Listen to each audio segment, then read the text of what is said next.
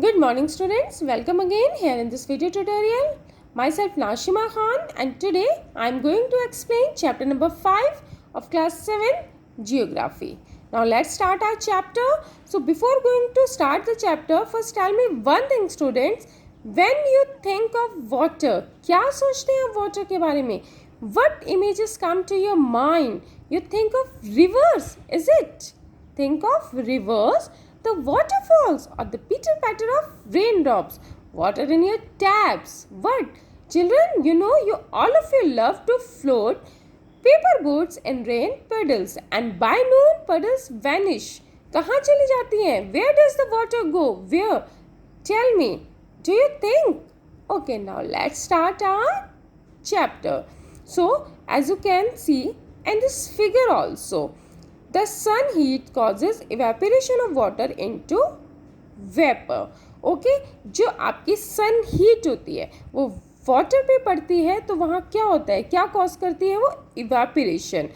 तो वो जब आपका वाटर इवेपोरेट होता है, इवेपोरेशन होता है, वो किसकी फॉर्म में होता है? वाटर वेपर की फॉर्म में. किसकी फॉर्म में?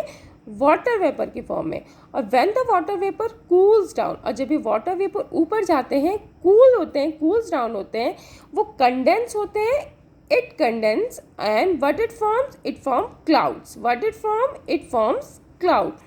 और जब ये वाटर ड्रॉपलेट हैवी हो जाते हैं यहाँ, from there it may fall on the land, on the sea in the form of rain, snow और स्लिट.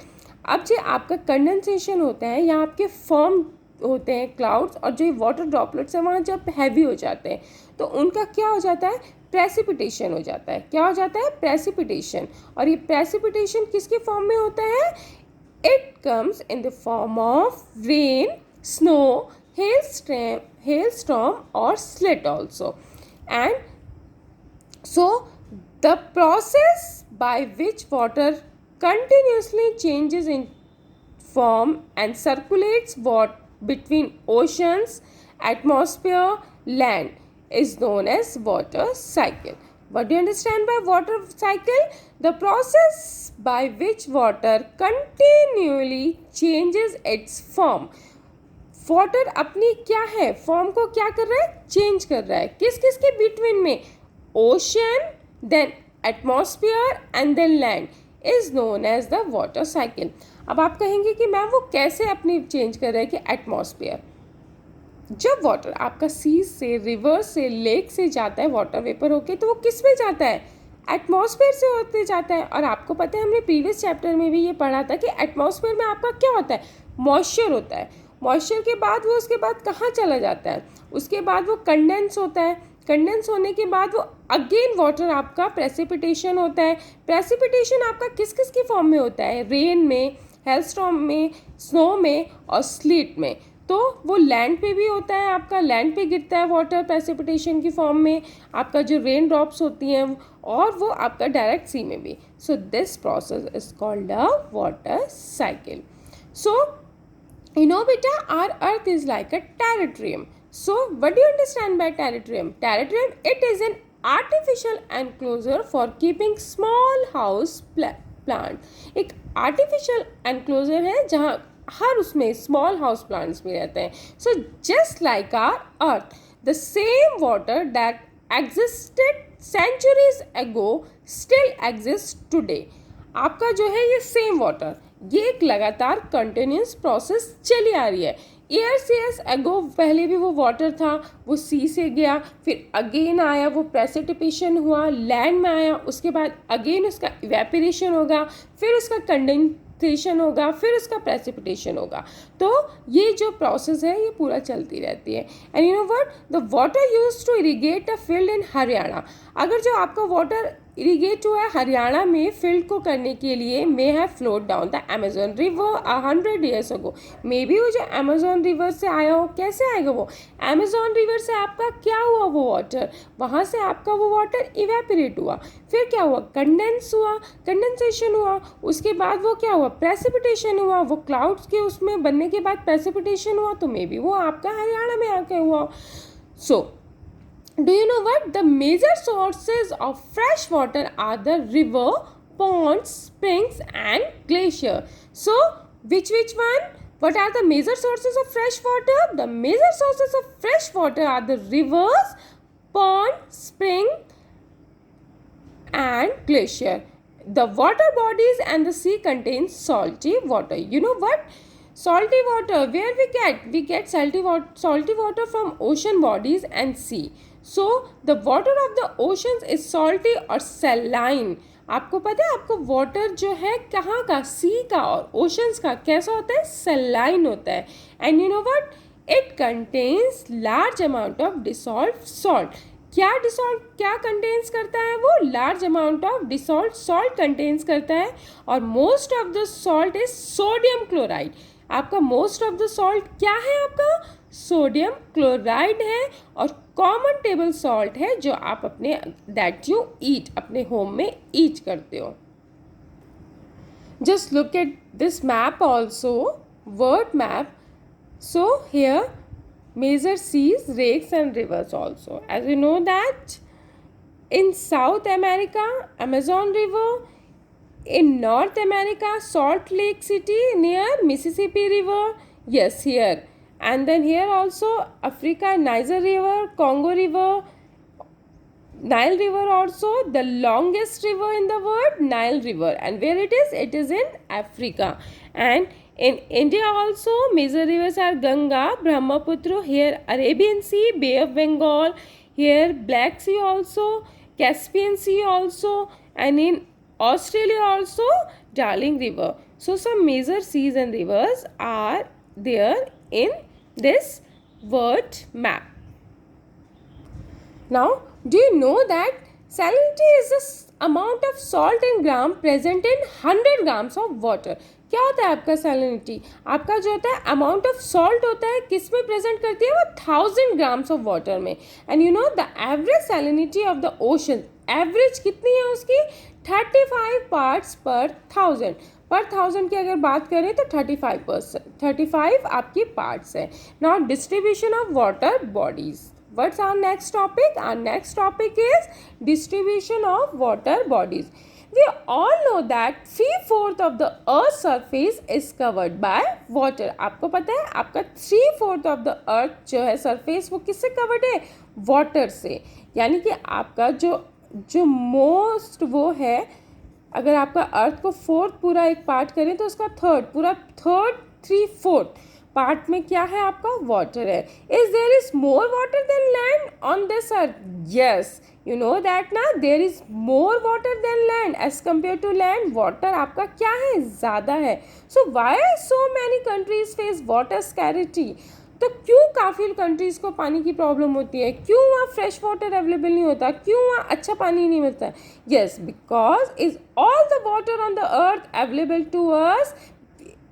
यस, क्योंकि आपका जो क्या है वहाँ का पानी जो है आपका जो मोस्टली जो है ओशंस में है, सी में है, और वो कैसा वाटर आपका सॉल्टी वाटर है. And salty water you know that कि वी कांट ड्रिंक, हम सॉल्टी वाटर नहीं ड्रिंक करते. सो यू नो आपका अगर 100 में से ओशंस में से ही कितना है, 97.3% आपका क्या है, सलाइन वाटर है, सॉल्टी वाटर है. And rest of the fresh water, and rest आपका कितना बचा, फ्रेश वाटर है आपका जो मोस्टली आइस कैप्स यानी कि आपका ग्लेशियर्स है, ग्लेशियर के फॉर्म में, वो कितना है आपका 0.2. देन ग्राउंड वाटर आपका कितना हो गया 0.68. फ्रेश वाटर लेक्स आपका हो गया 0.009. And inland seas and salty उसमें भी लेक्स हो गया आपका 0.009. एंड एटमॉस्फेयर ऑल्सो, जैसे मैंने अभी आपको बताया कि एटमॉस्फेयर में भी आपका वाटर रहता है मॉइस्चर के उसमें, तो वो कितना हो गया 0.0019. एंड इन रिवर्स ऑल्सो बहुत कम आपके अमाउंट है 0.0001. सो गॉट इट, ये आपका पूरा 1 हो गया आपका. ये आपका आइस कैप्स में 2 है और आपका ओशंस है जो आपका सॉल्टी है, सलाइन है, वो 97. And you know what? One thing also beta, March 22. When March 22 is celebrated as World Water Day. When we celebrate World Water Day every year, we celebrate on March 22, and when the need to conserve water is reinforced in different ways. हमें water को कैसे conserve करना चाहिए, so that's why we celebrate World Water Day.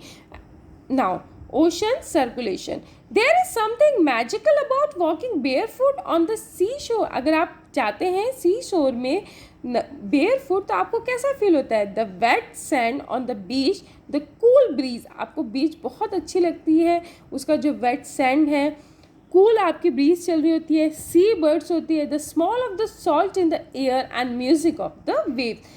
Everything is so fascinating. Unlike the calm water of pond and lake, ocean water keeps moving continuously. It is never still. The movement that occurs in oceans can be divided into broadly categorized as waves, tides and currents.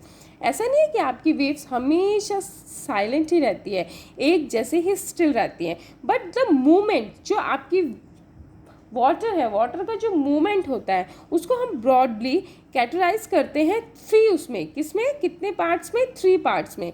The number 1 waves, the number 2 tides and number 3 current. So movements that occur in oceans, तो आपका जो oceans में movements होते हैं अगर हमको divide करें, उनको कैटेगराइज करें तो कितने उसमें होते हैं, वो waves, tides and currents. So now let's start with waves.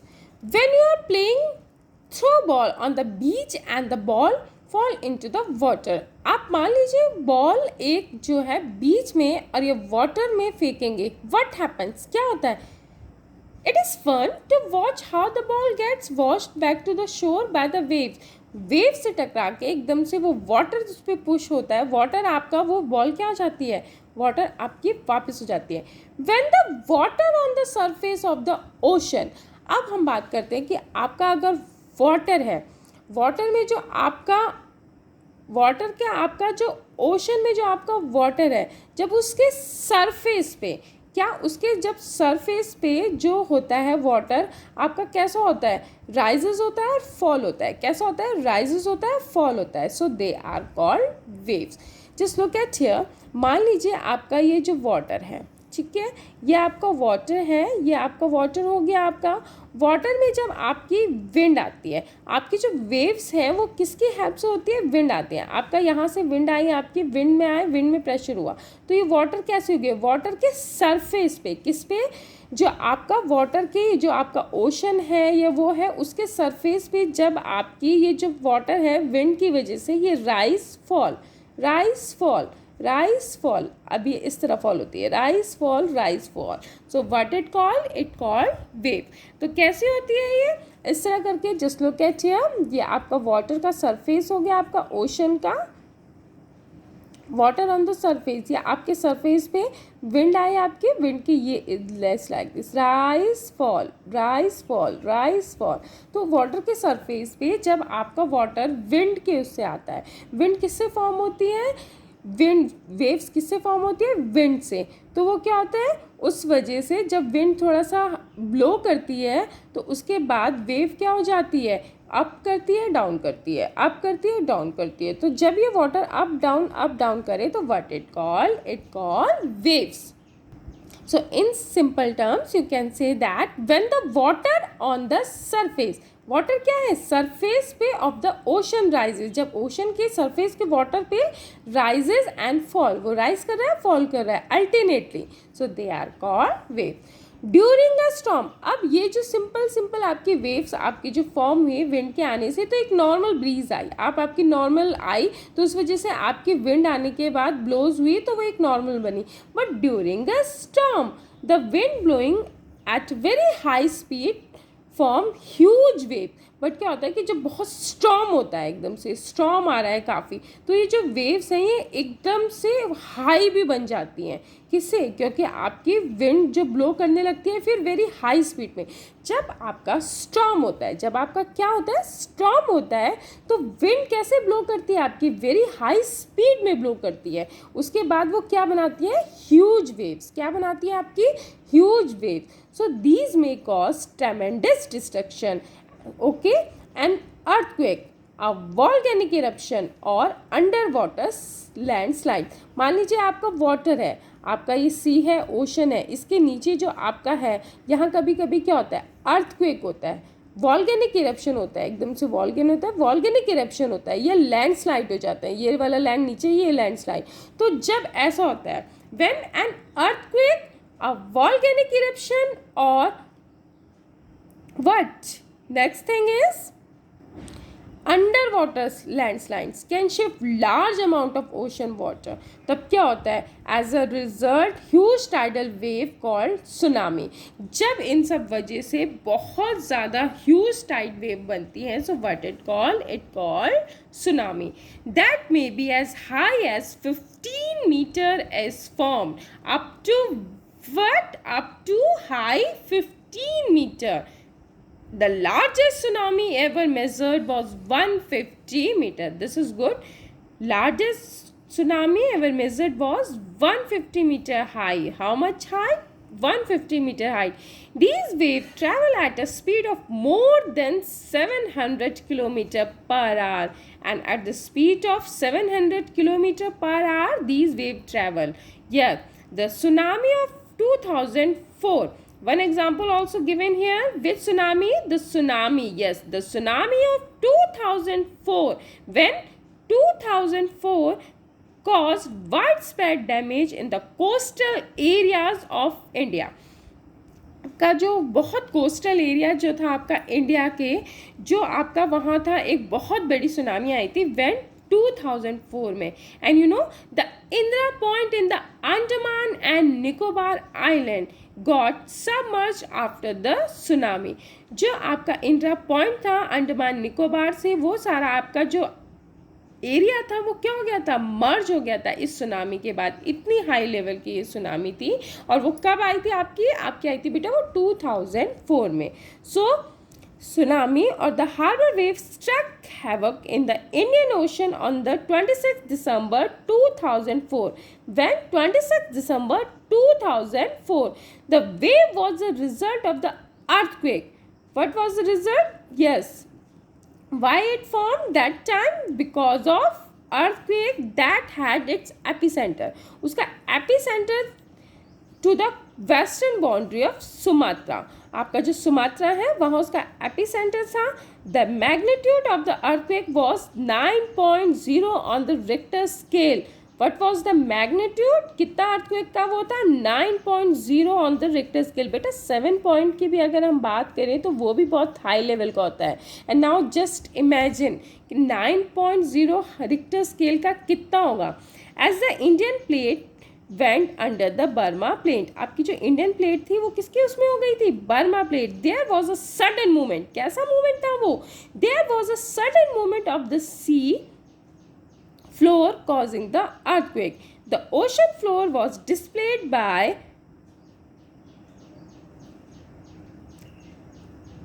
about 10 to 20 meter and titled in a downwardly direction. A huge mass of ocean water flowed to fill in the gap that was being created by the displacement. ये एकदम से huge water वहाँ का create हो गया था. This marked the withdrawal of water mass from the coastline of the land masses in the South and Southeast Asia. After thrusting of the Indian plate below the Burma plate, the water mass rushed back towards the coastline. Tsunami traveled at the speed of about 800 km per hour. Was the speed 800 km per hour comparable to speed of commercial aircraft and completely washed away some of the island in the Indian Ocean. काफ़ी island में बहुत ज़्यादा destruction हुआ था. The Indira point उस time का जो था आपका अंडमान, वो साउदर्न मोस्ट पॉइंट था, वो कम्प्लीटली सबमर्ज हो गया था. उसके बाद जो वेव है वो उसका अर्थक्वेक जो एपिसेंटर था उसका Sumatra, Andaman and Nicobar and Sri Lanka. Wave जो उसकी लेंथ पूरी डिक्रीज हो गई थी और बहुत ही ज़्यादा आपका उस टाइम सुनामी से डिस्ट्रक्शन हुआ था. काफ़ी ट्रेमेंडस डिस्ट्रक्शन हुआ था. थाउजेंड आपका बहुत हुआ था नुकसान. So our next topic is tides. But our next one is tides. The rhythmic rise and fall of ocean water twice in a day is called a tide. जब rhythmic rise and fall हो किस में? Same ocean में, और when twice in a day is called tide. So don't get confused between waves and tides. Both are different. In waves हमने क्या पढ़ा था कि जो आपका वाटर का जो सरफेस होता है, वाटर के सरफेस में जब आपका वाटर जो है राइज होता है डाउन होता है, राइज होता है डाउन होता है, तो वो क्या बनता है? वेव्स. बट टाइड है आपका, टाइड्स आपका क्या होता है? टाइड में आपका जो होता है ओशन का जो पानी है, वाटर जो लेवल है, वो वाटर आपका अप हो रहा है डाउन हो रहा है. सो ये दोनों में डिफरेंस है. उसमें जो है वाटर का जो है आपका सरफेस के ऊपर हो रहा था, वाटर अप डाउन हो रहा था. इसमें आपका क्या हो रहा है? वाटर का लेवल कभी अप हो रहा है कभी डाउन हो रहा है. सो got it the difference between waves and tides. Waves में आपका क्या है? पानी वही है, पानी आपका वाटर वही था, ओशन में वही वाटर था, वही आपका जो था उसके ऊपर ही water up down rise fall हो रहता है. बट आपका टाइड में क्या है? टाइड में आपका जो है पूरा वाटर का लेवल ही अप डाउन हो रहा है. So it can be divided into high tide and the next one is low tide. Okay, now high tide. It is high tide when water cover much of the shore by rising to its highest level. जब आपका highest level पे, ऊपर के level पे आपका जब वो cover करे तो what it called high tide. And it is low tide when water falls to its lowest level and recedes from the shore. जब वो किस में आ जाए? लोएस्ट लेवल में आ जाए. जब वो हाईएस्ट लेवल में हो जाए तो हाई टाइड, और जब वो लोएस्ट लेवल में हो जाए तो lowest tide. So the strong gravitational pull exerted by the sun and the moon. जब gravitational जो आपकी पुल है वो कौन एक्सर्टेड करता है? आपका सन और मून. किस पे? अर्थ के सरफेस पे. तो क्या होता है? वो अर्थ के सरफेस पे हो रही है तो किस पे हो रही है? वो सीज में हो रही है. तो क्या होता है आपका? टाइड्स. वेव्स में आपका क्या होता है? विंड करती है तो वो स्लो होती है, राइज फ्लो. और जब वो एकदम स्टॉर्म होता है, विंड एकदम तेज हो जाती है, स्टॉर्म होती है, तो वो सुनामी हो जाता है. इसमें आपका क्या है? ग्रेविटेशनल पुल है. उसमें आपके वेव्स में आपका किसके हेल्प से होता है? वो विंड की हेल्प से. और आपका टाइड्स किसके हेल्प से होता है? ग्रेविटेशनल पुल की. So this is also the difference between waves and tides. The water of the earth closer to the moon gets pulled under the influence of the moon's gravitational force and causes high tide. अब आपकी जो हो गया आपका high Tide. High tides में आता है आपका स्प्रिंग टाइड एंड आपका लो टाइड में आता है neap tide. But spring tide आपका high tide and neap tide आपका low tide. Got it? So आप just look at here also. जो आपका स्प्रिंग टाइड में होता है, आपका देख रहे हैं कि आपका एक उसमें है, इसमें sun earth moon, and here also sun moon earth. So when during the full moon and new moon, आपको पता है full moon and new moon आपने सुना होगा, अमावस्या एंड पूर्णिमा. बट अमावस्या एंड पूर्णिमा, so that time during the full moon and during the new moon are in the same line. तो आपको पता है उस टाइम आपका जो सन है, आपका जो अर्थ है और आपका जो मून है, इट डजेंट मैटर कि मून आपका बीच में है या आपका अर्थ बीच में है, ये तीनों आपका यानी कि sun moon and earth. Which one? Sun earth and moon, they all are in the same line and the tides are highest. तो उस टाइम आपकी टाइड्स कैसी होती है? हाईएस्ट होती है, क्योंकि आपकी सन की और मून की. सो अब just look at this figure. आपको पता है कि मून में क्या है? आपकी मून में जो ग्रेविटेशनल पुल होती है, आप जब आपका मून बिल्कुल उसके स्टेट में है, अब सन से तो कम है मून में ग्रेविटेशनल पुल, बट जब आपका अर्थ है, अर्थ से जो आपका मून जो है जब उसने ग्रेविटेशनल पुल करा तो आपका अर्थ का जो है लैंड पार्ट तो आपका उसकी तरफ इंटरेक्ट नहीं होगा, बट आपका जो लिक्विड पार्ट है यानी कि ओशंस है, जो आपके रिवर्स है, उसके जो ओशंस हैं यानी कि आपके जो ओशंस में वाटर है तो वो तो लिक्विड की फॉर्म में है. तो जब वो उस वजह से क्या होगा, मून ने जब अपना ग्रेविटेशनल पुल किया तो जो जो अर्थ का लिक्विड पार्ट है, कौन सा पार्ट है, लिक्विड पार्ट है, तो वो उसकी तरफ क्या होता है, उसकी तरफ अट्रैक्ट होता है। मून उसको अपनी ग्रेविटेशनल पुल से खींचने की कोशिश करता है, अपनी तरफ से उसको वो करता है। तो इस वजह से जो वो होता है, वाटर होता है, वो और उसकी तरफ से खींचता है और वो अप होता है। अब वाटर तो जाएगा नहीं एकदम, तो वाटर है जो लिक्विड है वो मून की तरफ क्या है, मून की तरफ बल्ज हो जाएगा, मून की तरफ थोड़ा सा वो दिखाएगा, बल्ज होके। बल्ज मतलब जिस तरफ मून है आपका, तो उस तरफ थोड़ा सा पानी क्या है, उस तरफ आपका पानी थोड़ा सा उठ जाएगा। जब पानी ऊपर उठेगा तो जो सी लेवल है, ओशन का जो लेवल है, उस वजह से वो पानी थोड़ा सा लेवल से ऊपर आ जाएगा। किसकी वजह से, मून के ग्रेविटेशनल पुल की वजह से। सो दैट्स वाई जब आपकी मून की ग्रेविटेशनल पुल हुई तो आपका जो अर्थ का वाटर पार्ट है, या आपका जो वाटर पार्ट है वो बल्ज बन गया, वो थोड़ा सा लेवल इसका ऊपर हो गया, तो वो जो है ये हाई हो जाती है। कैसे हो जाती है, ये हाई हो जाती है। So that's why spring tide को क्या कहते हैं, हाई टाइड्स। क्या कहते हैं स्प्रिंग टाइड्स को, हाई टाइड। और ये इसलिए कि फुल मून और आपका न्यू मून में होता है, और ये तब होता है आपका, तब हाई टाइड्स होती हैं, क्योंकि जब आपका मून एकदम एकदम डायरेक्ट बिल्कुल ग्रेविटेशनल पुल करता है अर्थ के लिक्विड को, अर्थ के वाटर को। उसके बाद ये जो किस में होते हैं, ये फुल और न्यू मून में होता है, और इसमें ये तीनों क्या होते हैं, सेम लाइन में होते हैं। किस में होते हैं, ये same line. Now let's come here, neap tides. So neap tides when the moon is in the first and last quarter. जब मून आपका किस में होता है, फर्स्ट या लास्ट क्वार्टर में होता है, the ocean waters get drawn in diagonally opposite direction by the gravitational pull. In low tides. So gravitational pull of sun and moon, so resulting in low tides. So these tides are called neap tides. So low tides कब होती हैं आपकी, more easily you can understand with the help of this figure. Just look at this figure, neap tide आपका जो है ये low tide बनता है। लो टाइड से आपका कैसे बनता है, अब देखिए आपका अर्थ है, अब आपका मून जो है ये तो फर्स्ट में है, या आपका नीचे आपका, अगर हम मान लें कि आपका ये क्वार्टर में है, आपका लास्ट क्वार्टर में, फर्स्ट में और लास्ट उसमें क्या नाम है, फर्स्ट एंड लास्ट क्वार्टर में, और आपका यहाँ सन भी है, तो यहाँ से सन अपनी ग्रेविटेशनल पुल कर रहा है, यहाँ से भी आपका मून अपनी ग्रेविटेशनल पुल कर रहा है, या तो हियर और या हियर।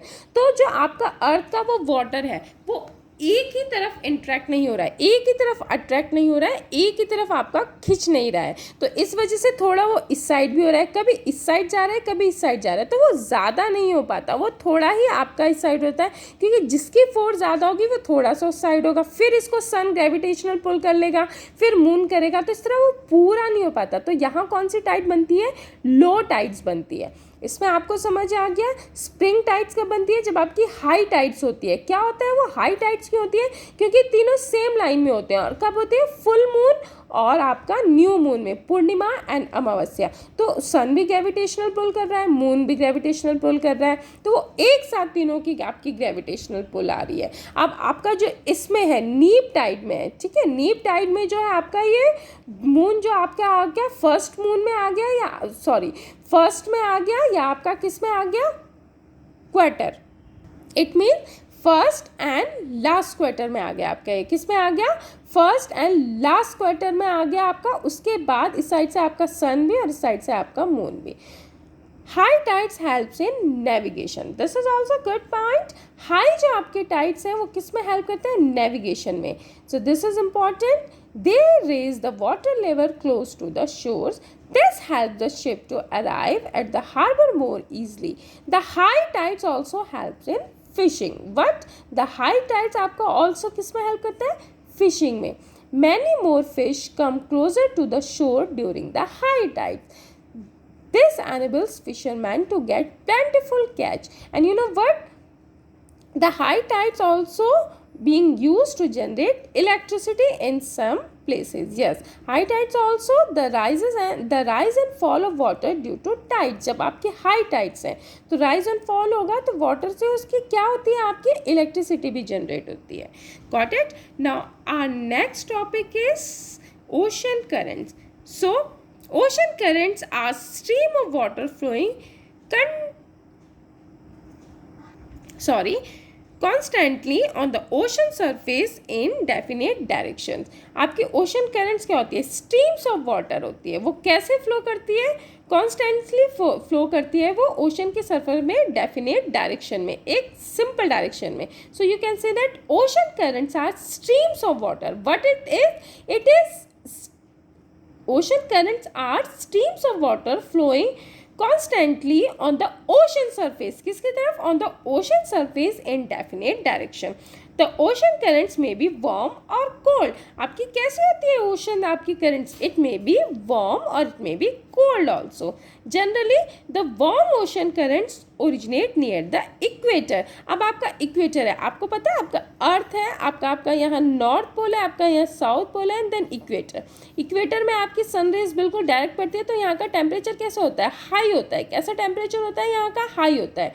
पोल में आपका टेम्परेचर कैसा होता है? लो होता है. तो आपका जो इक्वेटर है हियर, तो आपके इक्वेटर में वार्म ओशन करंट्स हैं, और जब वो वार्म ओशन करंट जनरली किसकी तरफ ओरिजिनेट करती है? Near the equator and move towards the pole. जब वो वार्म है यहाँ है आपकी इक्वेटर में होने के बाद वो वहाँ से कहाँ मूव करती है? Towards the pole. So the cold currents carry water from polar और हायर लैटिट्यूड्स टू ट्रॉपिकल और lower latitude. Got it? So just look at here again. Warm ocean currents originate near the equator. Where it originate near the equator, and you know what? Move towards the pole. ये poles की तरफ move करती है. And the cold currents carry water from polar or higher latitudes to tropical or lower latitude. Labrador ocean current is cold.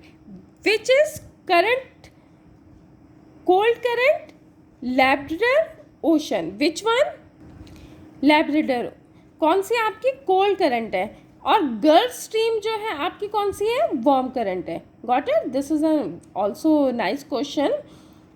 Cold current, Labrador ocean, gulf stream, warm current. The ocean current influence the temperature condition of the area. Yes, ocean current ही आपकी क्या influence करती है? वहाँ का temperature condition of the area. उस area का कौन सा टेम्परेचर आपका कंडीशन है.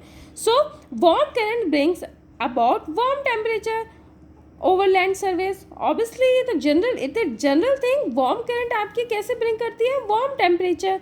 The area where the warm and cold current meet. Yes, again here which area? जैसे वहाँ आपका where area warm and cold current meet, warm and cold current meet, वो अगेन आपका क्या प्रोवाइड करता है? Best fishing ground of the world. क्या होता है आपका? Best fishing ground of the world होता है. जस्ट लाइक आपका किस में था? टाइड्स में था. टाइड्स में भी आपकी low tides and high tide जब एक जगह मीट करती है तो वो एरिया वहाँ फिशिंग के लिए बेस्ट होता है. तो सेम ऐसे आपका वार्म एंड कोल्ड करंट जब आपकी मीट करते हैं तो वो क्या प्रोवाइड करते हैं? Best fishing ground of the world. So the area where the warm and cold current meet provide the best fishing ground of the world.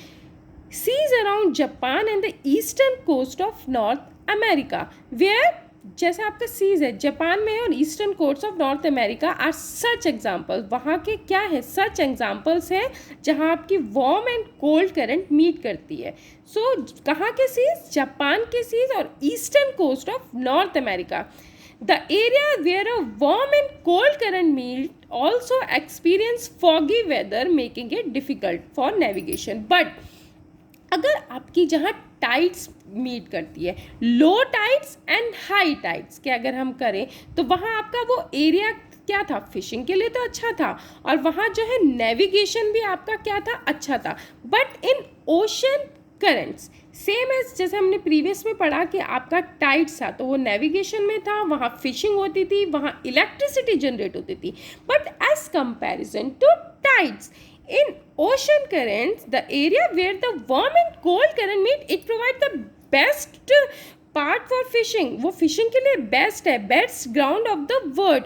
और विच आर द एग्जाम्पल, जो आपके जापान में है सीज हैं, आपके eastern courts में north America के जो हैं, बट वो एरिया जहाँ आपकी ओशन करंट मीट करती है, यानी कि आपकी वार्म एंड कोल्ड करंट आपकी मीट करती है, उस एरिया में आपका कैसा हो जाता है, फॉगी हो जाता है, वहाँ काफ़ी फॉग हो जाता है, फॉगी वेदर हो जाता है, काफ़ी फॉग हो जाता है। कहाँ आपका वार्म एंड कोल्ड करंट में, कहाँ, जब आपका एरिया जो होता है, जिस एरिया में warm and cold current meet करती है, तो वहाँ काफ़ी फॉग हो जाता है। तो वो जो फॉगी एरिया है, वो ऑब्वियसली सी बात है कि जब वो फॉगी एरिया है तो वो किसके लिए डिफ़िकल्ट होगा, नेविगेशन के लिए डिफ़िकल्ट होगा। सो got it, that's it, thank you all of you, have a nice day ahead.